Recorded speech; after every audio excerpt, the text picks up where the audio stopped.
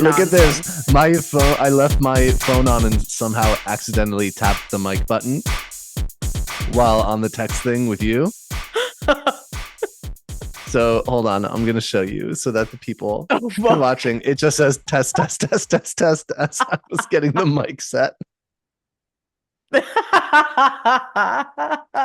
That's pretty great. It's so good. Podcast things. That's technology. Cheers to that. What are you drinking over there? Is that a hot toddy or like a sexy cider? Sexy cider? But what's in it besides apple cider? Look at my subtle glass of vodka over here.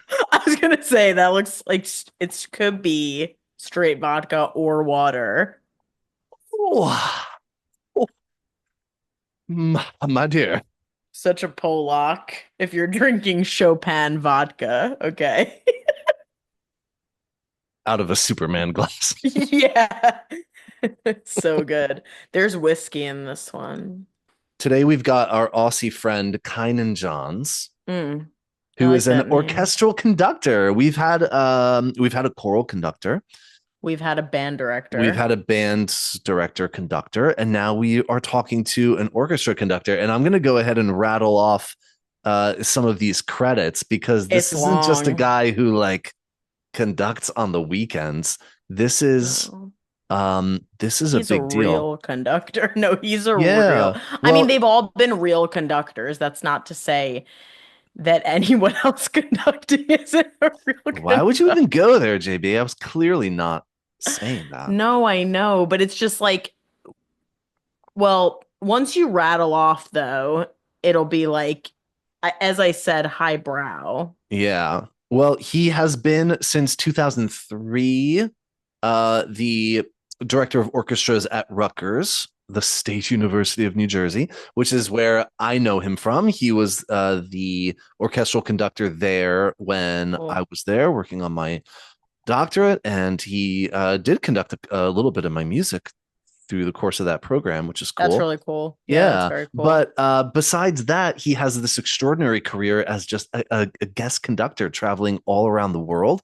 We're talking Israel Philharmonic, Israel Symphony Orchestra, Rotterdam Philharmonic, Cleveland Orchestra, Netherlands Radio Symphony and Chamber Orchestras, the Philharmonica della Scala, Orchestra of St. Luke's, the Dortmunder Philharmoniker, the Sydney Symphony, Melbourne Symphony, New Zealand Symphony, Vienna Chamber Orchestra, Vienna Philharmonic. So many major operas. Yeah, I'm excited to talk to Kynan Johns and just see what that world is like. I mean, it's a different, it's instrumental is obviously different from choral, but I feel like orchestral, opera, guest conducting. Well, the other thing too, like people like Kynan who kind of travel the world gigging with orchestras.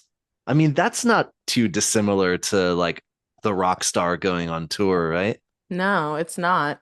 You know what I mean? It feels like, I feel like I'm fangirling, you know, because he's done so many things and it's just so cool. I mean, all of our guests, we're talking specifically about Kynan today, but all of our guests, I honestly fangirl over all of our guests. Yeah, they're pretty cool. Because they're amazing. They've just done so many things, and Kynan Johns will be no different. I mean, I also want to ask him how he score studies.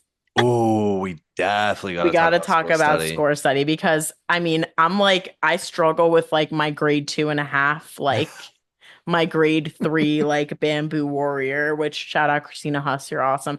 But I'm like, oh my God, like this is a lot. I can't imagine like Mahler 2. What the fuck? Mahler 2. That's crazy. Or any opera. Oh, he's here. Hey-o. Oh, he came on. Oh, look. Oh, I must have not set a waiting room. Look, he's going to pop right in and surprise us. Wow. And he's coming to us from La Scala. Look at that. Amazing. Almost close. Oh, that's not La Scala. What is that? Teatro Real, Madrid.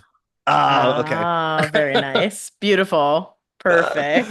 Oh, my God. The first background I had was Musikvereinssaal, and I thought, well, I have been there, but I haven't conducted there, so that would look a bit strange, but at least this one. And then I had Palau Catalana, but the photo didn't look as good, so I thought this one will do. Oh, wonderful. It's beautiful. Well, you popped in on us. You surprised us. I Oh, must have sorry. not said Perfect no, it's not at timing. all. No, it's all I good. love it. I love it. It's great. That was How great. We are were like, you? "You're here." Good. Nice to see you too. Nice to see you. I know it's been a while. I'm not sure I've seen you in person since we Since you were on graduated, campus or at Rutgers together. yeah. Just before you logged on, I was rattling off the symphonies that you've conducted all around the world and the groups that you've Oh, thank you. conducted. Yeah. Such an So impressive impressive. resume. Thank you. And having been the director of orchestral studies at Rutgers for so many years, and then also having just this incredible career as a guest conductor all over the world. So we're just thrilled to talk to you about this really, really great domain of music Thank jobs. you. Yeah.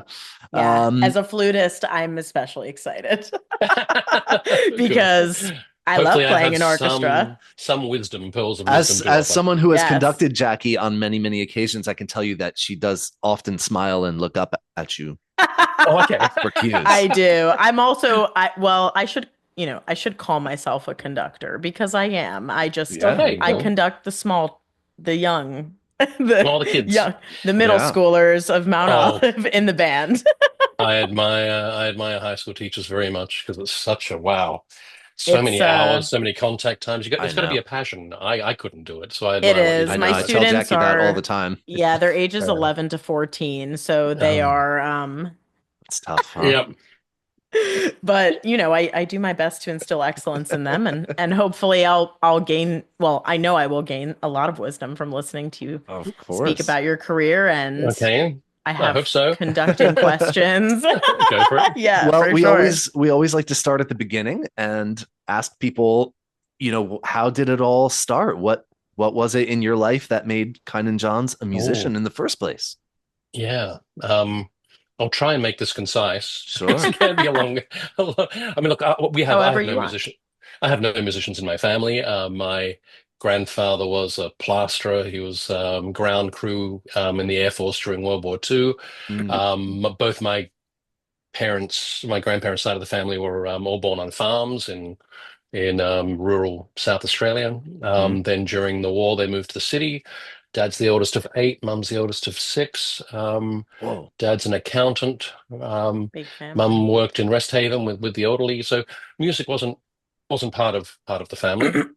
My mum's dad said that he used to kind of sing a little bit and play a trap set during World War II, but Wow. Oh my God.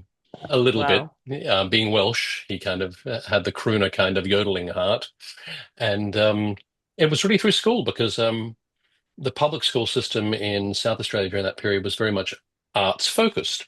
Mm. And South Australia with our Governor Don Dunstan, or Premier, and in grade two they did a musical aptitude test throughout the entire state, through all public school kids.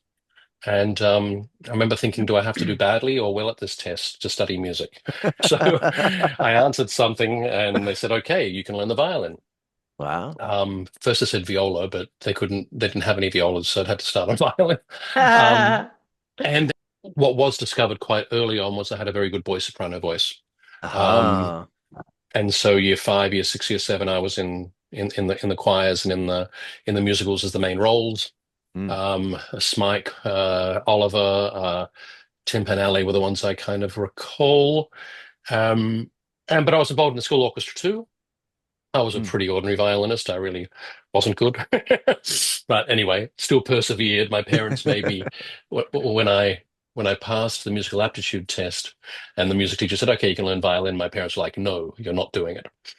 So I cried for Ooh. basically a whole year, and then they came around again, and then the teacher because they thought, I won't stick to it. They thought, kids at that age, it's just, I'll do this Yeah. now, this now, this now. So then they made me You promise took it all the way, though. You're a conductor. You Well, all the way yeah, through. eventually, only because that second year, the primary school music teacher called my parents in and said, "Look, his aptitude is of a level you should really let him learn the violin." So they sat me down and said, "Right, if you say yes to this, you're going to do it all the way through to the end of high school. No ifs and buts. We're not letting you give up. You're going to learn commitment. You're committing." I'll be like, "Yes, yes, of course I will." Within 3 weeks, I didn't want to play it anymore, but they made sure I Yeah. continued it the entire way, and I'm Good glad for of them that. and good for you. Yeah. Yeah, but this goes in cycles. No, I asked Mum about that later on because the reason she did was because she was disappointed that her mother didn't force her to learn an instrument.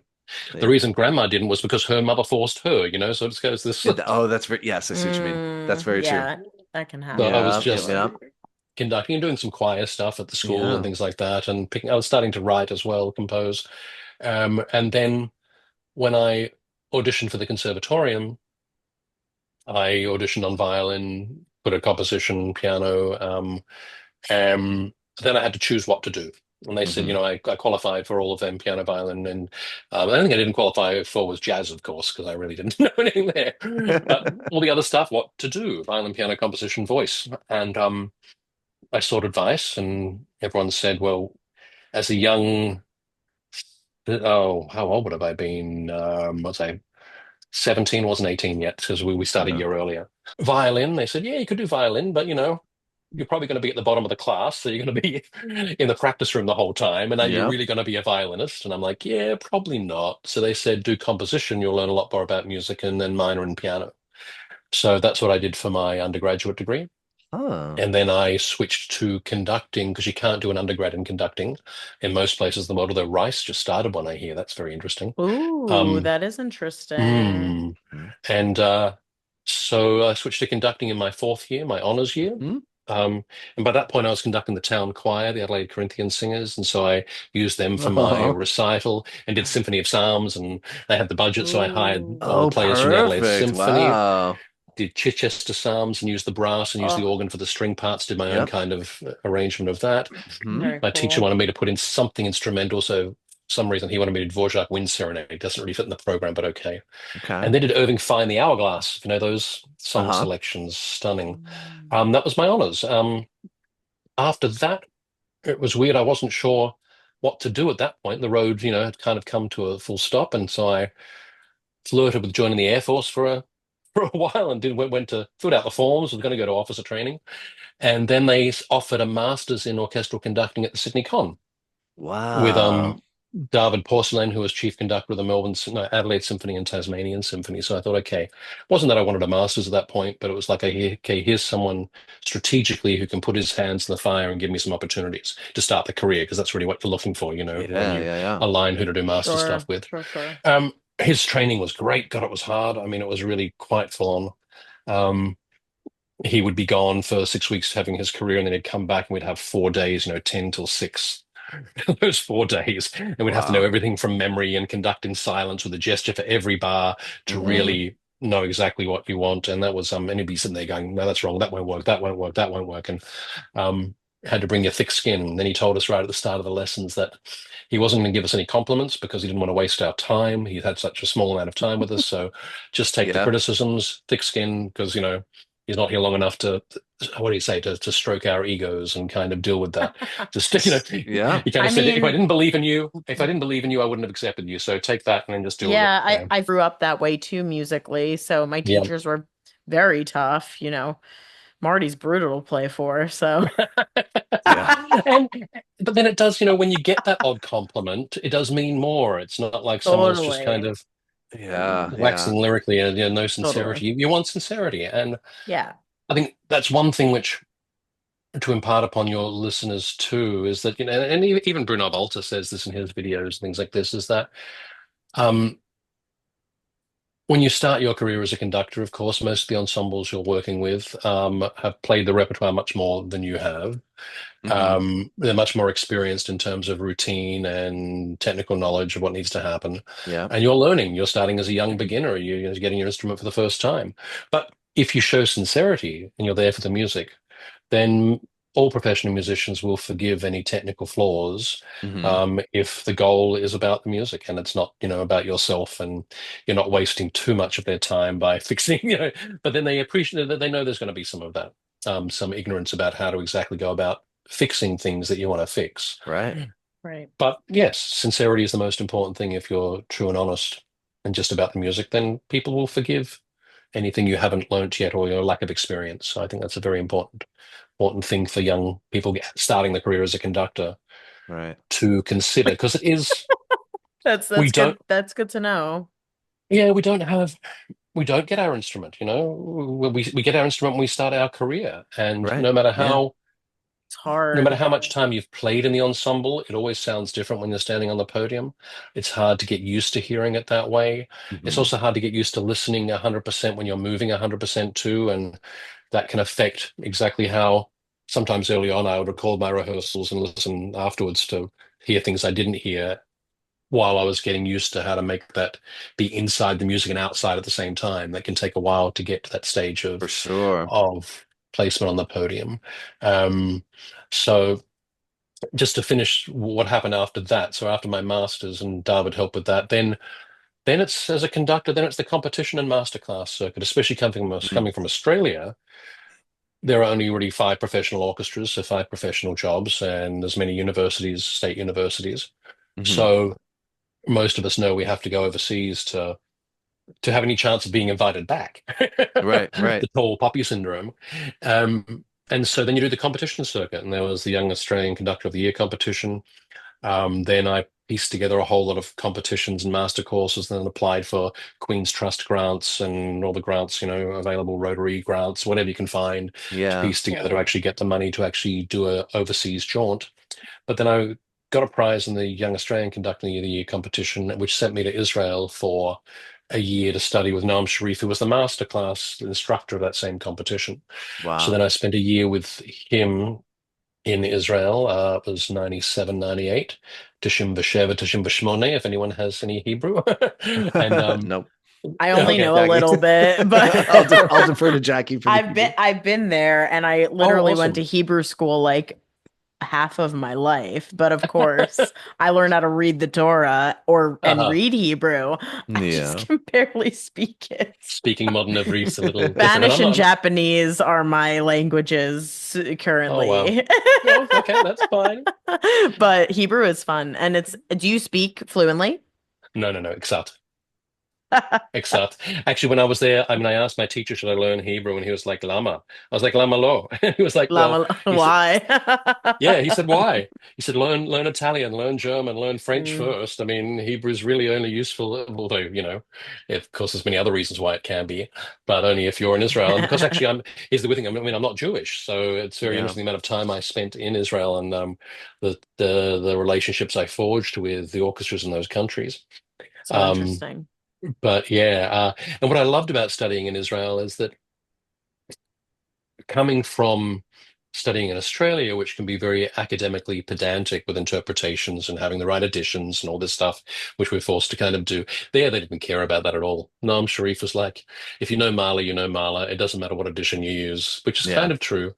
And he wanted me to justify it from my point of view rather than doing what's correct on the page, because anyone can do that. Yeah. Find what's underneath the notes and find out what you can bring to it. He wanted to encourage me to go that way rather than trying to be correct, because he was a composer too. Noam Sharif. Mhm. He studied with Boris Blacher and Igor Markovich, and so he knew. Yeah, so I mean, as you know, Mark, I mean, that it's just dots on a page. It doesn't really exist till you make it in time and space, and then Of whatever course. governs that precise moment Hmm.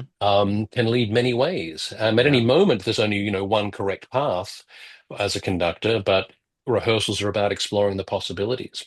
Hmm. And so he wanted me to go deeper and look at music in a phenomenological aspect, which I found because they kept alive a lot of the European traditions of the migrants around the Second World War.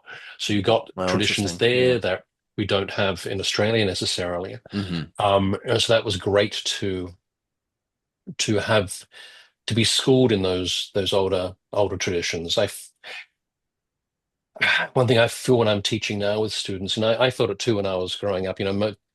For me at least, because my family aren't musicians, I was more easily driven to contemporary music as a student, to Hmm. Philip Glass, Lamont Young, Terry Riley, all the minimalists. So that Okay. was my kind of bent when I was a composition student. Interesting. Yeah. I think And that's then I felt, common. yeah, and There's I something felt that about Mozart, being like around 20. I think that minimalism appeals. I was the yeah, same way. Yeah. yeah, I was yeah, obsessed Interesting. with those in yep. college. And Mozart, Beethoven, Brahms just did not feel part of my blood. Yeah. Comes later. Yeah, it does. Yeah, but then by the time that That's immersion, I interesting. think in Israel and eventually time spent traveling through Europe, experienced more of the culture, more of the language.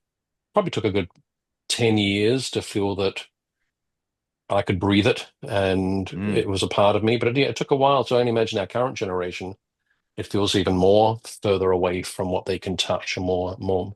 But as you know, as we get older, history becomes closer to us. Yes, it Well, yeah, yeah, doesn't yeah. feel as far away, but it feels so far away when you're in your 20s. Yeah. Um, Yeah. And you so mentioned that the competition circuits. Do you feel like those opportunities are fewer these days? possibly, It seems to me that I hear about far fewer of those competitions than even like the 15 years ago that I was coming up. Hmm. yeah.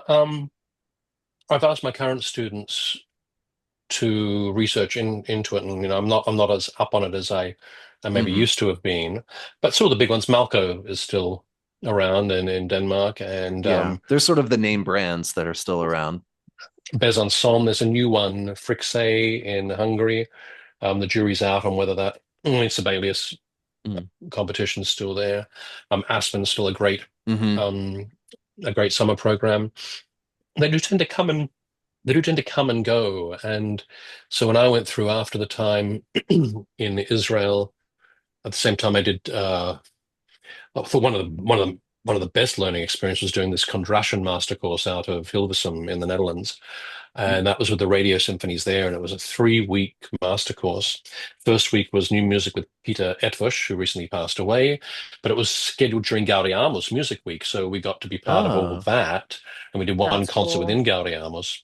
Then the second week was Tom Koopman going through early music, uh, early Mozart symphonies with his Amsterdam Baroque soloists. Was hmm. Tom's study with Gustav Lehnhardt from all that Bach cantatas, which were all recorded. And Hmm. what I love with Tom was, I said to him, look, yeah, I've read about Bellotti, Weckmeister, and all these, uh, all these different temperaments, but I've never heard them exactly. So he brought Yeah. in a couple of his harpsichords and tuned each manual to a different temperament, including his Wow. Koopman 4, which was a combination of Velotti and Weckmeister. And then you could actually Whoa. hear it, and it was like, wow. Of course, it was pointless conducting him because he would lead it all from the keyboard. So Okay. there Yeah. was Right. nothing for Right. me to do. It was kind of like Yeah. you're dancing around while he was making music. And then we had a week with Eric Klass and the Radio Symphony, and that was conducting in the Derlen, which is Rotterdam, and also I got to do the one in Concertgebouw. Mm. And from that, Eri brought his agent and said, you got to pick someone.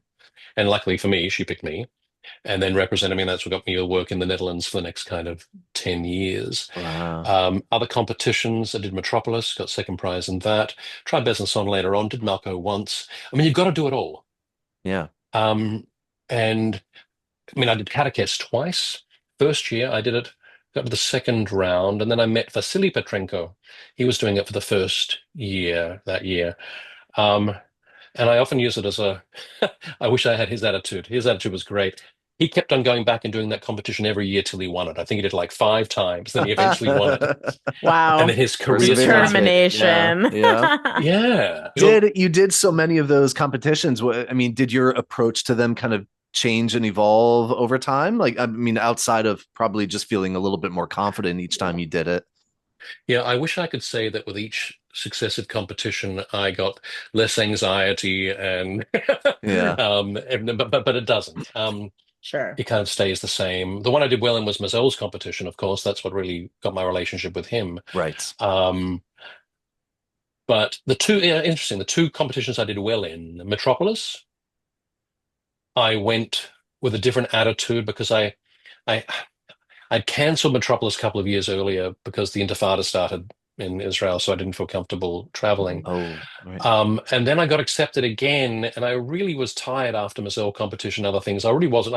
I knew half the repertoire, but I thought I can't cancel a second time, so I'm just going to go. And Hmm. I didn't expect to do well. I thought, I get thrown out after the first round or whatever, but I kept on making it through. I mean, I've only looked at I've only looked at this stuff kind of half-heartedly, and so Yeah. sometimes it's that weird thing when you think you're ready, you don't do as well as sometimes when you're not ready. Yeah. And so I did well in that one, and then Mazel's went well because we had three opportunities to conduct the orchestra in the semis. So the first time I wasn't pleased with what I did, and then my attitude was like, "Damn, I'm going to nail it tomorrow." I was so pissed off with myself that I didn't do as well as I wanted to do that Hmm. I was like, "I'm going to come back tomorrow, and I'm going to." And then that's the right attitude. So at least Yeah. he Yeah. gave you that. We had the opportunity through the process to approach things differently, and some people went the other way. And anyway, so that was good for me that I had a chance and I had that attitude to really nail it the second time, and that Yeah. developed my relationship with him.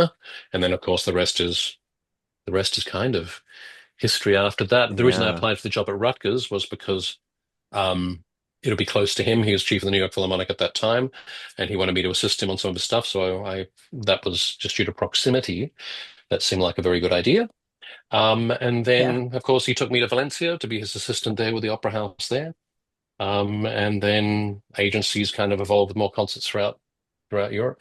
And then you just apply. I mean, the Yeah. same thing with jobs in America. The orchestras here, it's just they have a search and you apply and they invite Yep. you. So it's just, Yeah. Yeah. Yeah.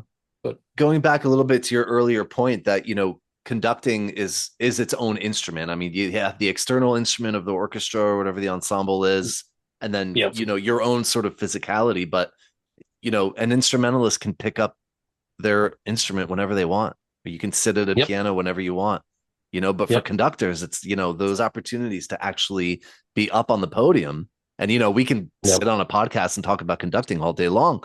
You cannot get better at it until you are actually on a real podium in front of yep. real people, really doing it.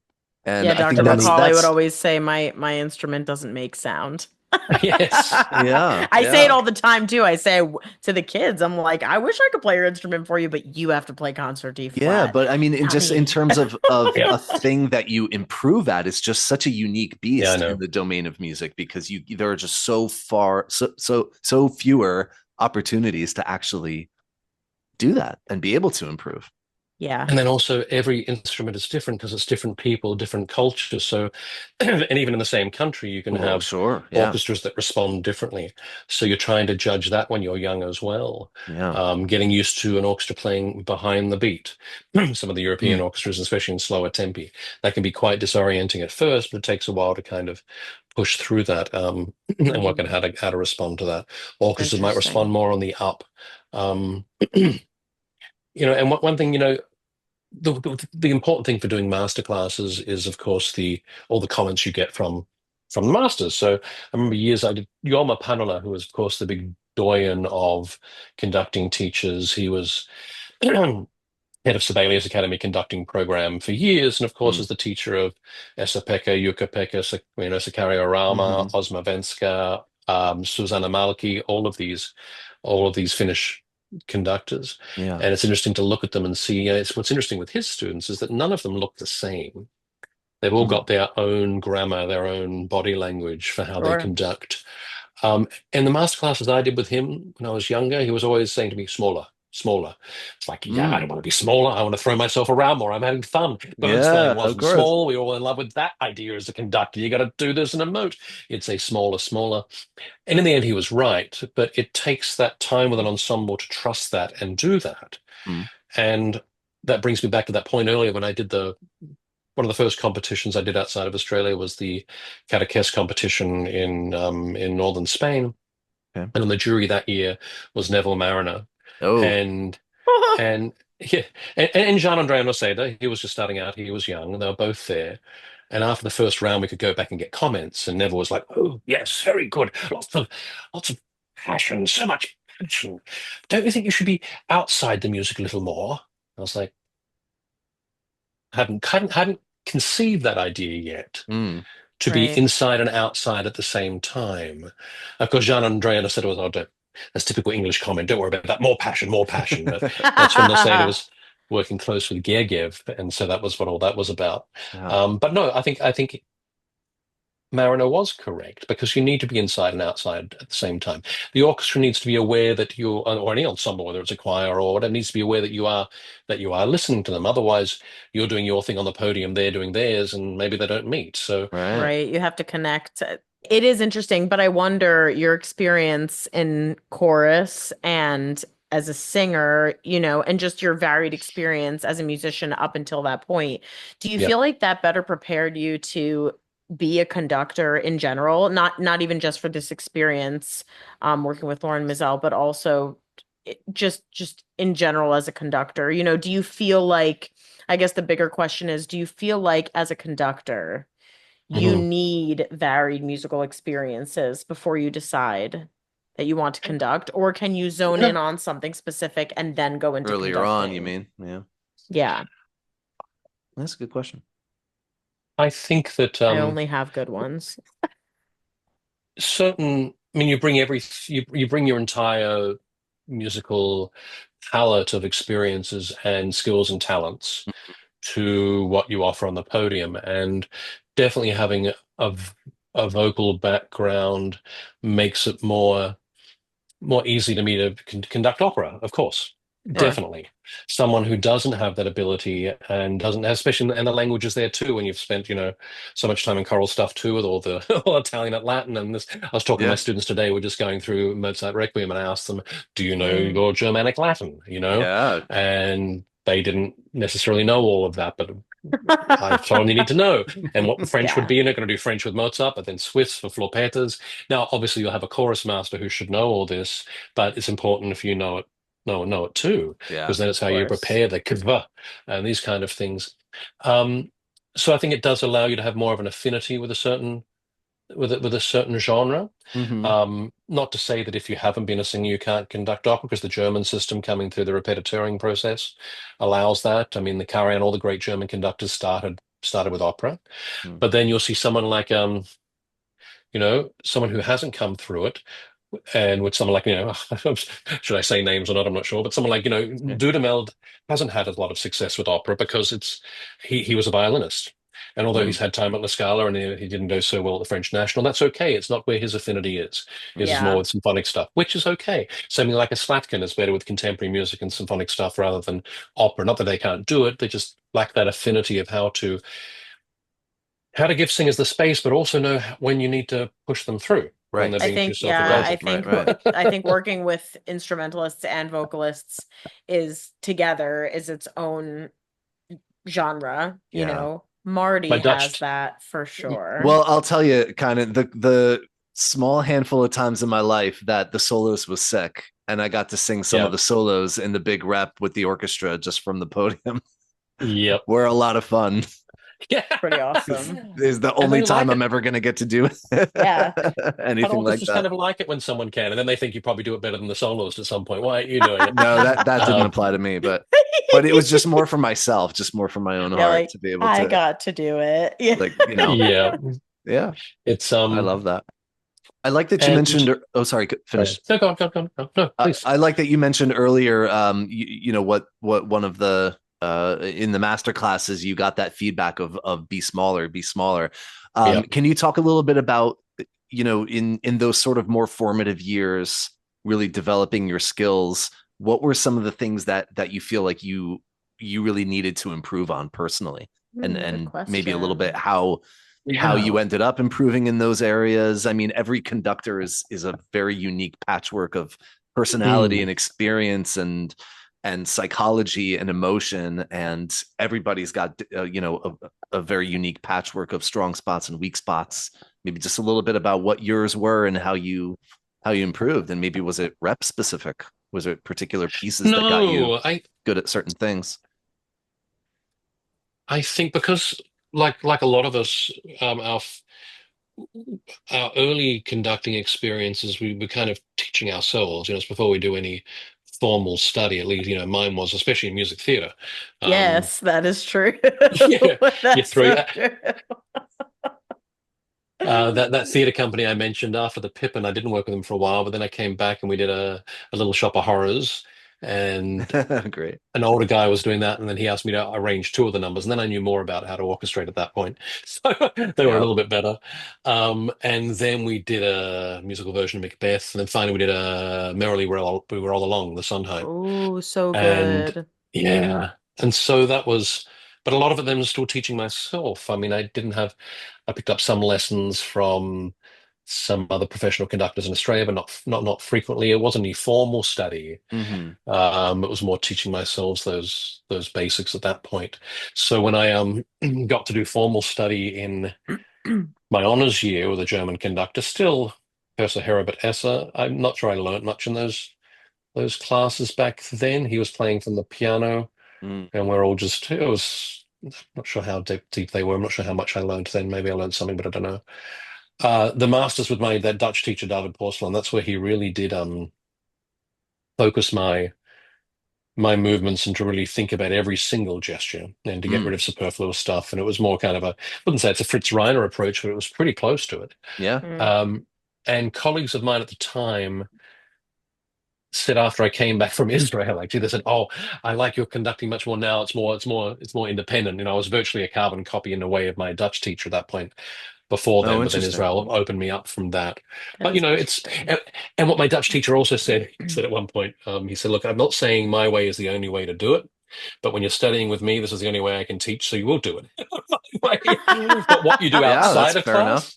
class, what you do That's outside of funny. class, but it did bring it down to its nuts and bolts and the smallest kind of movements that were necessary. Yeah. Um, and from there, if it's going to work or it's not going to work. The most scary thing for me when I started my career was those first rehearsals. I knew I could conduct concerts with the orchestras, but professional orchestra, you got 4 rehearsals.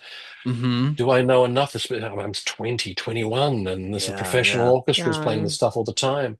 And I just remember there was a famous saying on Australia. We used to have, you probably had it here, these paper bus tickets, and on the back would be a pithy saying on every kind of ticket, some words of wisdom, like a fortune cookie. Oh. And this one I read one time was, "Better to be thought of as a fool and stay silent than to speak and remove all doubt." Yeah, I know that one. That's a great one. And I love that one. I've heard that one oh, before. and I took that approach to my first kind of professional rehearsals because I didn't know what to do. I'd rehearse with choirs, Yeah. being a and when you do a choral rehearsal schedule, I mean, you've got so many pieces to do, and you'll schedule it from 6 to 6:05 warm up, 6:05 to 6:15 this piece, Yep. you do it like this, and you have an idea of what you want to work on with each kind of piece, and whether you want to do the Robert Shaw count singing or how you want to go about intonation and this kind of stuff. You already know what you're going to do. Right. I think, what am I going to do with the orchestra? My first program was professional one was Dvorak 8, Bach Big Double, flute solo. and Debussy Petite Suite. Oh, I love it. Yeah, All and amazing flute Yeah. parts. yeah, and my teacher asked Awesome. us asked to see my rehearsal schedule, and it looked like a choral schedule. And he was like, "What the hell is this? No, no, no, no, no, no. This is not what you do. So First yeah, talk rehearsals, about this. This yeah." Yeah, fascinates me. me He said, too. first rehearsal, you got 4 rehearsals. So your first rehearsal, you start at 10 a.m. Run the whole symphony through. Dvorak in the morning, run it through. It's okay. You don't know them, they don't know you. Go through it, get to know each other. There's no need to stop. Go through. And then you go back and start rehearsing the first movement. Then it's break. Then after break, continue the first movement and then do the last movement. And that will bring you to the end of the rehearsal. Mm. Then the afternoon, start with the overture first, associated with Petite Suite till break, Oh yeah. and then touch spots in the concerti after the break. And then the next day, Interesting. Okay. start at 10 a.m. Start with the 2 intermezzi. Start with the second and third movement. Mm. And you got break. Then you can go over it again. Run it. You're done. You're ready to perform. Then in the afternoon, start with the concerto because sometimes concertos might need more time. You don't want to run out of time for the concerto if you do it second in that afternoon rehearsal. So Mm. allow more Mm, time in case you need to go after break. And then run the overture again. You're ready. So I was like, okay, yeah, it looks so easy, but I have no idea what I'm going to rehearse. So I can't predict. With choirs, you can predict what you're probably going to have to work For on, sure. especially Yeah. if you come through it. Yeah. Yeah. So I probably listened to 30 odd recordings, and I made sure to listen to the bad ones, the Reader's Digest ones, which were, because no point listening to the great ones because they're great. I wanted to have an idea of what might be bad. Yeah. right, right, So right. those book club ones, I got all these Superfon ones in from the Czech Republic to kind of have an idea on what I might need to rehearse. And then I also took a friend of mine who was playing with the Adelaide Symphony, and I went through all the violin part with him, and he gave me some choice things to say. Say, oh, this point, say you want to hook this. What does hook mean? Hook, okay, I've got the bowstring. Hey, you want to hook it? Oh, say use one hair. So he gave me all these little things to say that Mm. would That's kind of so hit a good, nerve. though. That's so helpful. Yeah. And One hair then is helpful. One yeah, hair. One Never hair. heard yep. that.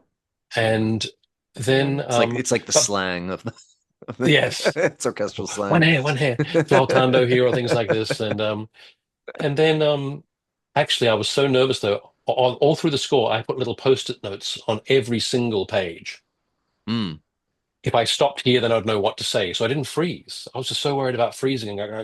Sounds good to me, you know. So I had Right. little things there. And at one point, I ran it through, and I remember I said, "Let's go from bar 83 or something like this." And the principal over said, "Why?" Like I went down. I had my little post-it note. I said, "Oh, for balance and intonation." I doubt I said it with that kind of insecurity, but certainly, I, certainly not the two No, most I'm sure obvious you reasons were. why. yeah, Yeah, I'm sure yeah. you were confident. And he was like, "Oh, okay, okay, fine." But I needed that to start with. And even then, when I was starting out, I would do mock rehearsals the week before, pretending I was in rehearsal, getting the flow, getting the pace. Yeah, yeah. Um, but it takes a while to feel comfortable on the podium know to know how many things to let go before you stop. Right. Um, Yeah, and that I'm just bad at takes that. And I mean, what that. what was beaten into me always was like you never say more than two things. Like really say Interesting. one thing and maybe like one and a half things, Yeah. so that you never start running your mouth too much. Yep. Talk less. Yep. Sounds like you got a lot of Talk move less, less. play more. I got a lot Yeah, of talk less. Yep. Yep. And yeah. pick like the most important thing you want changed, Yep. maybe a little extra, and just do it again, and Yep. just get them playing again. Because the point is, as my Dutch teacher said, on the repeat, and it's true, on the repeat, many of those things that went wrong, they're going to fix already on the repeat. You know, the first time Yeah, through, yeah, who yeah. knows? They played Bruckner 7 last night. They just, stretching, let it run it through first. On the repeat, most things already be fixed. Yeah. Already they will fix it, especially for something like Dvorak 8. I mean, Right. technically, it's not really Yeah. problematic. Um, Right. but then, to your point too, there's one good thing that Maazel said to me once.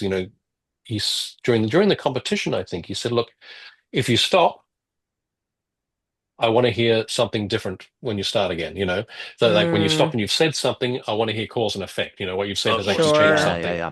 not just you've stopped and said something that makes no difference to the players and nothing changes.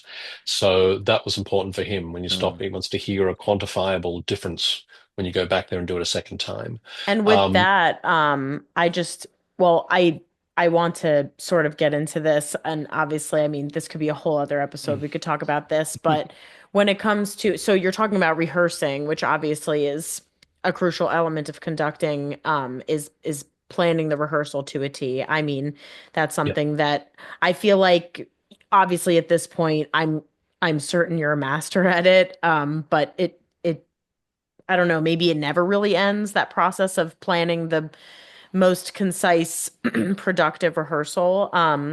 But the other end of that, I imagine, is score study. So, can you talk a Yeah. little bit about your process of yeah. score study? So yes, these You're days like, I this is don't. a whole episode, other Oh, episode. it's different now because now when I come back to scores, I've done them before, so it's a different kind of process. It's not Right. the But I guess same. like first time. Like if you're or once, and then you're Yeah. coming back to it, but maybe first time through, Yeah. This time, what is your process? I've generally tried to learn everything from memory to a certain extent. Mm. Um, More so now because I just can't see the notes Ah, with the glasses. It's I can either see the notes or I can see the players, and I generally try not to conduct with glasses because it's easier. So yeah. except concerti, I'll never do a concerto without the score. Mm. Mm, Um, I find it frees it up. It allows you to listen more. Yeah. It allows you to be inside and outside at the same time. I always rehearse with the score, of course, but then I will plan. I will not. I used to plan my gestures very carefully to really consider every single bar. What gesture would this be? What gesture would that be? What do I want interesting. to Yeah. hear? So how can I show it before having to say it? So really considering the gestures, and that's what was through my study, my master's. He wanted us to have a different gesture for every bar, to really think about what sound you want and what gesture will provide that. Like last week, doing Rosenkavalier Suite, that first bam, bam. So I went, I came this way out and bang like this coming through, and I decided that's a good start, bam, bam, bam. That'll work out, and that worked out every time. Um, I don't do it for every spot, these days. Yeah. But generally, it's like, instrumentalists, you've got your muscle memory. Yeah. And so we'll have gestural memory. Definitely for all the Beethoven symphonies, I have them mapped out like someone has their concerti. I know exactly Right. where my gestures will be for virtually all of them because that's what I that was in the training. So less time now. Now it's probably, a little bit more reading historical backgrounds Mhm. and reading things around the piece to kind of bring that kind of knowledge Oh, into it. cool. Um, when Did you I was get the younger, piano involved? yes, Do you oh yes, play? yes, Okay. yeah. Because there are things you will discover, like in a Mendelssohn Midsummer Night's Dream overture, if you see that second Mm, clash, F sharp and E sharp, and the strings, some recordings play it down. You're like, wow, there's this huge dissonance here. Hmm. Okay, bring it out. Which you can only hear that if you're sitting at the piano and you have the time to do that. Jorma mm, Panela was a big one, saying, yes, you can learn from recordings, but it's like surface gliding. Uh-huh. You're not going in deep. But yes, it's a great opportunity you have to hear. These are, our source material to hear what some of the great conductors and orchestras have done with pieces to know what is possible in terms of interpretation. sure. But then you have to go deeper, actually, going into it and playing it on the Yeah. piano, and then you get to a much deeper level. So, although, the older generation would have poo-pooed listening to recordings, I don't, because I think that they're such valuable resources. And to hear what some of the greats have done, not that you want Hmm. to copy it, but it can be revelatory. I mean, I was listening to something. Oh, Mm. I was doing Rienzi Overture last or 2 weeks ago, and I came across this Stokowski one with Philly way back, and things he did with it were like, wow, things I hadn't even heard. Yeah. The problem with a lot of modern recordings today is that they all kind of sound the same. Everyone's Mm. copying each other. No one takes Mm. many risks. You don't get a lot of individuality Yeah. from the podium. It also, the Big Mac is the same in every McDonald's, so Hmm. sometimes it feels like that in concert halls as well. The Hmm. differences aren't quantifiably different like it used to I'd be. agree. Yeah, I would agree with that. I feel like recordings I've heard from older orchestras that Mm. bigger variation Yeah, And and as to this what was I the thing hear. that I really wanted to kind of nerd out with you a little bit, and it kind mhm, of ties into Jackie's thing about score study is interpretation because, yeah, like you said earlier, they are just notes on the page, and a huge part of our job is kind of doing Bringing something them to special with it. life. Hmm. So when you, especially having conducted so many different orchestras in so many different hmm places and the cultures involved, um, how do you approach interpretation in terms of like, do you feel pressure to do new things that haven't been done every time you conduct a piece? Do you feel like you do sort of an amalgamation of all the things you like out of different people's interpretations? How do you approach that? It's of course it's different depending on the role you have. If you're coming in as a guest conductor and it's an orchestra you don't know and don't have a Hmm. relationship with, then it's a different approach to if you are kind of the regular conductor, and it depends on the relationship you have with the musicians. I used Sure. to when I was younger want to come in and when we're younger we want to prove ourselves, right? So we come with all these great ideas, and nowadays I tend to want to hear. I want to allow the orchestra to show me how they want to play it. No, that's interesting. Um, Yeah. I love as that though. I feel Yeah. like that's so vastly different from a lot of experience I've had with Yeah. orchestral conductors. There can be yeah, a Yeah. The little bit of dictator. a little bit of a power struggle there. So I yeah, and feel like I would love that, well, I hope I do it. I might say retrospect. it, maybe I don't do it because I tend to kind of micromanage a little bit too. That's But okay. if it depends on the orchestra, it depends on the repertoire. Sure. But definitely if it's an orchestra which is like Ono Madrid, or I mean, this is Vernon Handley, who used to be a student of Adrian Bolt, and he was the conductor laureate of the Royal Philharmonic. He would say the first rehearsal would be the chance for the orchestra to show him how they want to play it. Not orchestra, not different than when different than being in a university setting where you're teaching and the players don't know how they want to play it. Yeah, that's very Hmm. Right. different. Right. But if it's a standard work, and so it is a collaboration. And it took me a long time because in opera, that's a given. My Dutch teacher used to always say opera is a sport, because you never know, you're never totally in control as a conductor, right? Mm. It Um, is. and I learned that very early on. I remember I did my first opera, which was Barbara of Seville, and I practiced. Mm. I practiced. Uh, what's his name? I forget the character's name now. I've got Don Giovanni in my head. Um, Practice the Bartolo's aria, as because I wanted to go really fast. It's meant to sound neurotic and crazy, and Yeah. we're doing it in English. It was Oz opera tour, and I practiced it myself. Going in the future when I leave you, said you'll get it in the future when I leave you. Said I really practiced myself to sing at the tempo I wanted. And then I got with the cast, and this very well-seasoned Australian baritone kind of told me after I said, "Can you do it this time?" He said, "Okay, okay, I'll try not to be as colourful as the language he told me." But basically, he said, "I don't care what you want to do. I'm the one singing it. You have to do the tempo I can do." And he was right. He was right because there's no point a conductor insisting on a tempo your singer can't do. What Yeah. is the point? Right. It's like what they say with theatre directors: get the casting right, and half your job is done. Or film Yeah. directors. Yeah. Mm. If Yeah. you've got the players, and if your singers can't do it, then you've got to find a tempo they can do. What's the point of putting it up there to sound stupid if they can't do the tempo? Exactly. Yeah. So find one. Yeah. And I started doing this with opera very early on, and then working out together with the singers what tempo would kind of work in rehearsals to marry the role to their voice and to the intention of the composer. Um, and hadn't done that with symphonic works. And then I realized, no, I should do the same Mhm. thing, actually. The same thing with tempi, what's as a guest. It's like being a guest in someone's house for dinner, right? Food is Yeah. great. How can you make them Yeah. sound good? Uh, What is it? And Maazel was similar too one time, even though he was very much a micromanager too. He was like, don't forget, he told me, the people in front of you, they're professional musicians too. They Right. want to make good music. They want to make beauty of tone and intonation and phrasing. They can't do that if they don't know when to play. So your yep. first role is to do that. You don't have to do everything. You don't have to put in all the how and emotion, do all of that. Trust them. Allow them to make the music and give. Yeah. So, then they can concentrate on all that stuff. Which is Of why course. he would be very much about clarity, so they would know when, and then then they can do what's on the page. Wow! Yeah. Lo and behold, conductors think they have to do everything, and no, trust them. Give them the opportunity to also make great music, because that's what they want to do too. They're not. No one's there to make bad music. Right. No. No one really wants to do that. So that took me a while to get to that stage where I would have an idea, but I'd kind of see where we'd go in rehearsal, and sometimes they'd end up even more exciting.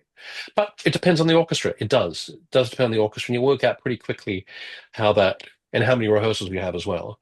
Mhm. Um, you can't get everything in three rehearsals. Like this last week, I had three rehearsals for Rosenkavalier Rienzi Piano Concerto, Tchaikovsky Piano Concerto Number One, and Capriccio Espagnol Rimsky. And within three Ooh. rehearsals, yeah, it's hard. You got to be judicious. You can't get everything. Right. Um, and So yes, that's more my approach now. Well, it's such So fascinating work. yeah. This is an element that I don't get in my career. To just go around to different symphony orchestras and it's like having a fling with another person for Yeah. a couple of days. Be careful. Everybody's Yeah. got her own You're saying You're that's personality right. and her always own baggage and her they're own. all the side chicks. Yeah. Rutgers is the wife. Rutgers Oh is the my Rutgers wife. God. Symphony Orchestra is Yeah. the main. I mean, but I'm sure your students at Rutgers really love you. I mean, Oh talking to yeah. you now Oh my and gosh. learning about you and your career has made me think like You'll have to come and study. No, do a maybe I DMA. should study, right? Yeah, Maybe yeah. I just The other thing that we like to ask at the end is, what do you think would surprise people the most about your life and your career and your experiences? I was thinking that one after you sent me it this morning, and I've kind of already led into it.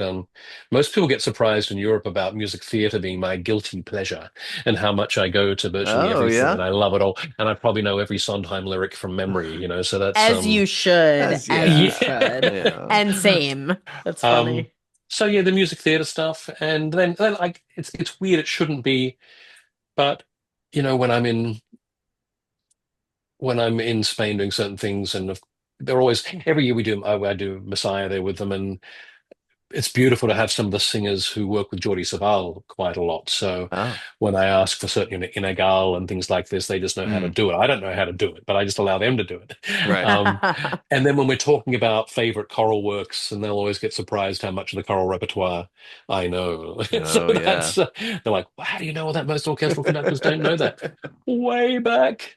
And as someone So like insane. myself who really only gets to work with orchestras when it's choir and orchestra, Yep. you're living one of my, just one of my dreams to be able to But just you do you'll just do orchestral stuff. You'll do more of it, including orchestral stuff on the program. You Yeah, I better, know. Marty. You Do something better. but do something you've written as well. Yeah, well, there's that too. Yes, Yeah. yes. And actually, speaking of that, Kynan, you know what I want to program for masterwork for next year, a work that I'm actually just recently getting into, but it's the Mendelssohn Lobgesang. Yeah, Because it has that like the whole first know. half an hour of it is just the orchestral overture.